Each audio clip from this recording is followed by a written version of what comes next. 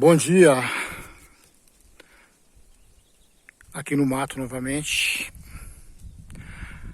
A reflexão hoje é sobre o PIB da violência. Aqui no Ocidente, a violência é mantenedora de um dos maiores PIBs do planeta Terra. Se formos aos Estados Unidos e expurgarmos de lá tudo em relação à violência, toda a indústria da violência, desde a violência doméstica, os snipers domésticos, briga de rua, aquilo que se chama de esporte, que na realidade é briga, que é boxe, MMA, os gangsters das ruas, Brooklyn, até as grandes guerras promovidas pelos Estados Unidos, os grandes assassinos promovidos e praticados pelos Estados Unidos. E se nós expurgarmos o fator violência, desde o início, hoje os Estados Unidos, que figura entre talvez a segunda maior economia do mundo, se diz a primeira, mas não é a segunda, cairia aí para uma 20º lugar, no máximo. A violência naquele país, que aliás institui a violência em outros tantos países, principalmente na América do Sul, com a sua cultura de violência, sua literatura violenta, seus filmes violentos, desde os desenhos animados até os faroestes. Bom, se retirarmos o fator violência daquele país, a economia cai vertiginosamente. Então, voltando aqui para o Brasil, nós temos hoje, por exemplo, já principalmente a partir do golpe de 64, os jovens mergulhando cada vez mais e mais na violência. E nessa questão aí, a violência tem dois aliados: o medo e o ódio. Não esqueçamos, os principais aliados da violência são o medo e o ódio. E é uma bola de neve, porque o jovem,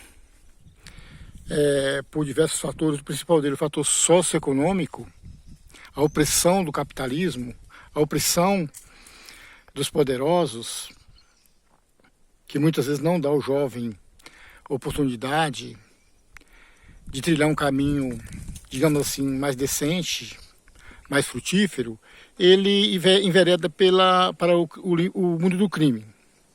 E então esse jovem, com suas práticas, ele é odiado pela sociedade, ele oferece medo e insegurança à sociedade, que por sua vez é mantenedora da indústria do crime. Fabricantes de armas, indústria da segurança, muros cada vez mais altos com câmeras de segurança, serpentinas, cerca elétrica. E essa indústria da segurança, do medo e do ódio, ela tem na sua base, no rodapé do obelisco, no primeiro degrau da pirâmide, o pobre, o favelado, o afrodescendente,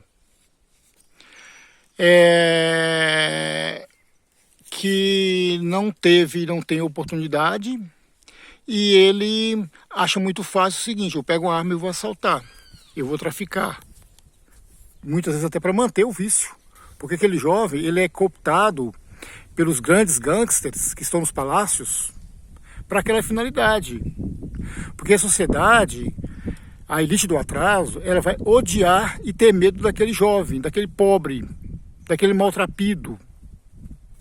E os grandes gangsters, os grandes patrocinadores disso tudo, estão nos palácios. E são tidos como cidadão de bem, defensor da pátria, da família, dos bons costumes. Anda perfumado, bem vestido, em carrões. E muitos deles na política e na igreja, principalmente na igreja protestante. Como tem bandido na política e na igreja protestante. Gangster. Até na igreja católica também, infelizmente.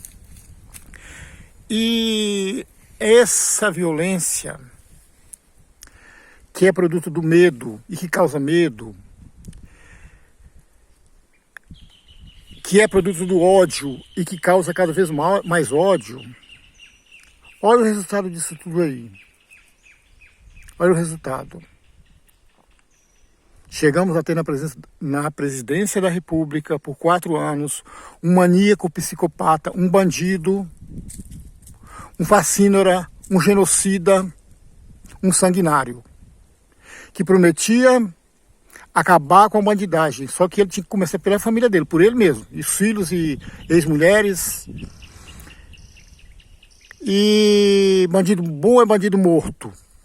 E a sociedade midiática, influenciada pela mídia golpista, ela que vivia nessa mina escura, nessa caverna de Platão, ela viu no fim do túnel escuro esse cidadão com um facho de luz.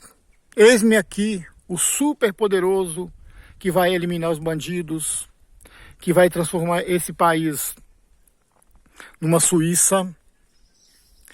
E aí, deu no que deu.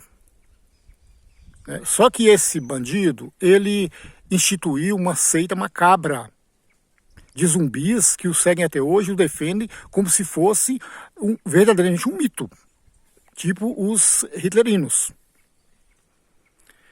E eu estou propondo essa reflexão para instigar o intelecto humano. Nós, seres humanos, principalmente nós brasileiros, a partir de 64, nós deixamos de ser um ser intelectivo para sermos seres cada vez mais sensitivos, como animais, porcos, cães, sapos. Nós temos que saber o seguinte: nós somos seres intelectivos, nós temos que voltar a pensar, voltar a usar o uso do raciocínio, para a gente entender o presente em função do que passou. Ninguém é capaz de entender o presente se não olhar para o passado, para a história. Os fatos, eles ocorridos, contados, ele nos alerta para o presente e nos previne para o futuro. Aos meus 3 seguidores, um forte abraço, com muitas bênçãos, com carinho e amor.